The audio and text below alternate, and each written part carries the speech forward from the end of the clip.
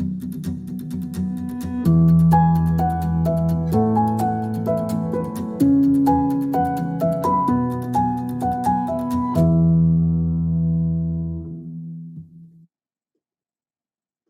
everyone, it's technology expert Burton Kelso here with another tech tip to help you get the most out of the technology in your life. Today we're talking about why people are flocking from Twitter. I don't know if flocking is quite the word, but leaving Twitter and going to Mastodon ever since Elon Musk took over Twitter. What was that, a couple of weeks ago? I think so. Anyway, people have been going to Mastodon because they feel it's a better alternative to Twitter. The rumor going around is that Mastodon, an app that's been around since 2016, is a better alternative to Twitter, as you don't have to put up with all the nonsense that you're currently putting up on Twitter. Now, with most technology, it is challenging to know if an app or a social media platform is really going to take off. And if you're looking for Mastodon, there is the logo. So, what do we know about Mastodon?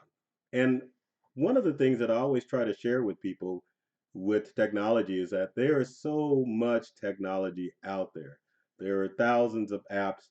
And when people struggle with technology, you always need to understand that you aren't going to know everything there is about technology because it's just so vast. So the purpose of this video is to kind of help you understand why there is an exodus from Twitter, what is Mastodon, and how maybe you could set up an account with Mastodon. So let's take it away. So number one, what is it? It's a social media app that looks just like Twitter. You would be surprised. Mastodon has the same feed that Twitter does, and it's available for Windows and Macintosh devices, and it's also available for um, what's the word I'm looking for? Smartphones and tablets. Can you imagine? I couldn't even think of that word. I'm trying to pull it up here so that you can kind of get an idea how Mastodon works. So let's go and take a look at the desktop. So there's Mastodon's website, which is a lot easier to do than the actual app itself. If you scroll down, you got two options. You can get the app, you can download from the Apple Store or the Google Play Store, or you can actually create your account. Now, once you set up an account with Mastodon, you've got different options can that you are allowed. You can do what you can as far as the other social media accounts, meaning that you could have your own personal feed, you can have your own public feed, and you can go with your own followers as well. You can keep your connections private, which is something that you can do with Twitter. So why they have it listed on the website, I'm not too sure, but they have that on there. But also, one of the things that makes Mastodon different than Twitter, and we'll get to that in a minute, more detail, it allows you to create your own Mastodon server. Now, give you a little background about it. Again, Mastodon was created in 2006, or excuse me, 2016. I was getting my years off. Man, to I wanted to go back a ways. But anyway, it was created by a German guy by a German company, I'm sorry, by the name of Mastodon. And it's open source, which means that anyone can make modifications to Mastodon, unlike Twitter. So, for example, open source would be something like OpenOffice, where it's free and available to everyone, and it is crowd-funded, meaning that people pay money in order for Mastodon to update its various servers, and you don't have to put up with advertisement, say like Twitter. So the so it was created by a guy, I hope I pronounce this right, Eugene Rocco. I hope that's right, but it's definitely supposed to be a viable option to Twitter. So that with that said, keep that in mind if we go as we go forward to see if it really looks like Twitter. So our next step is how does it different from Twitter? Well, like I was going to show you on the previous screen, we're going to go back into Mastodon, the app, and I'll show you how it differs. So let's go back if we can. It's a challenge switching screens. Got two of them. And sometimes that's not always easy to do. But we talked about some of the differences. You can, like I said, it's decentralized, meaning that with Twitter, it's on one server or several servers that are all connected together.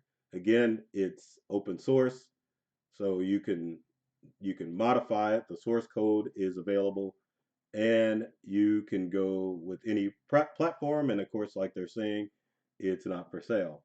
Now, of course, there's a positive reviews to make you sign up for Mastodon, but you can also sign up to be a sponsor. And if you look at the screen here, shows you all the different people that are sponsoring Mastodon, companies I've never even heard of before.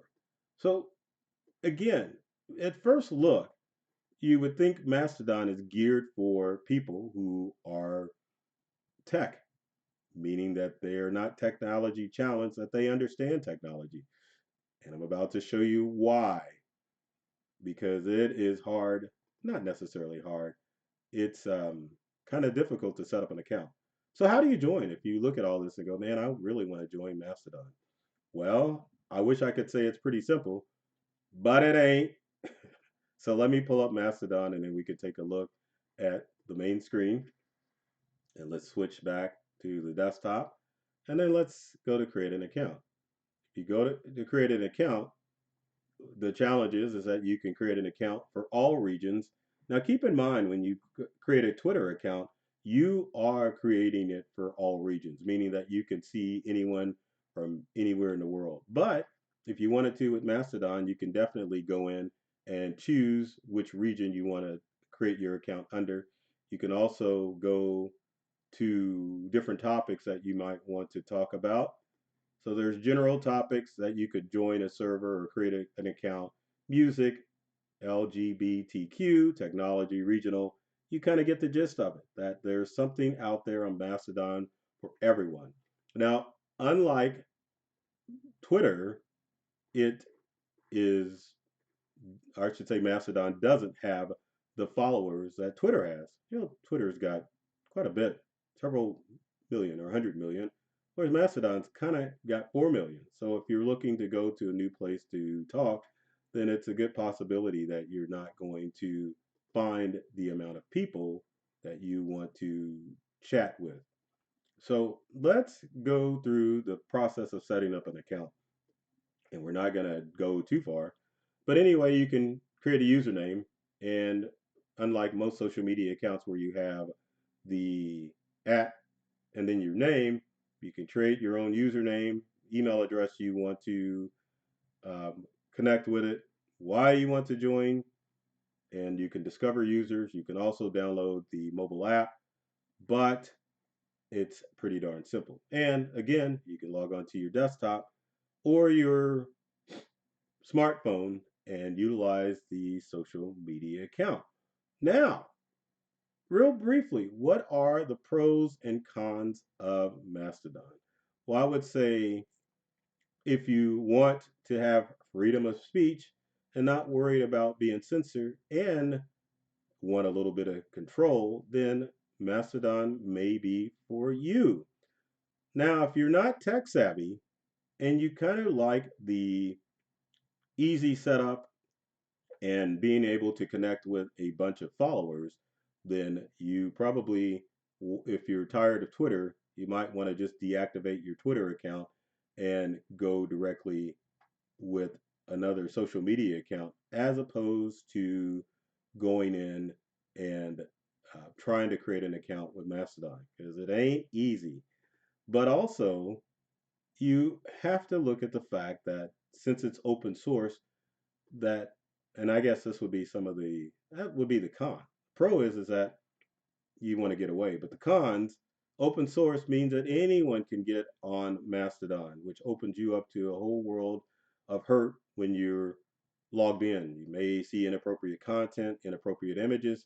So that's the challenge that you would see with Mastodon. One of the things that I did want to show is what it actually looks like. So as you can see, there's Mastodon's feed, and as you can see, it sort of kind of looks like Twitter. You can go through, you can um, send a post or boost it. You can, this is my favorite one. You can, well, not reply, but read tweets or tweeting or masterdoning, as they should call it. That almost sounds like another word, but anyway, you can toot when you put something on Mastodon. But as you can see, the user interface is a little bit more familiar. But again, trying to get up and set up your own account can be a challenge because it's not like you enter in an email address like you would on Twitter and then you're ready to go.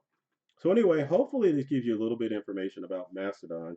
It's one of those things that, if my personal opinion, that you would sit back and watch and see if it gets more popular, because if you want to look at a couple of years ago, there was Parlor and I forget the other one. WeMe, I think, is the other app that came to play when Facebook was banning a bunch of people. But with technology, it's not always a guarantee. So always do your research and make sure that before you just jump in and dedicate to a social media app or any app, for example, that you do it because it's right for you. So with that said, if you've got comments or questions about Mastodon, leave them in a comment section below. And I hope I'm pronouncing that right. I think I am.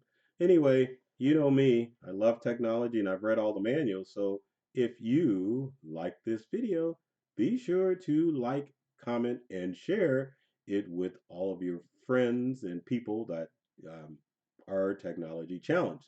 My goal is to open all of you up to a whole new world of ideas, experiences, and help you get the most from your technology devices.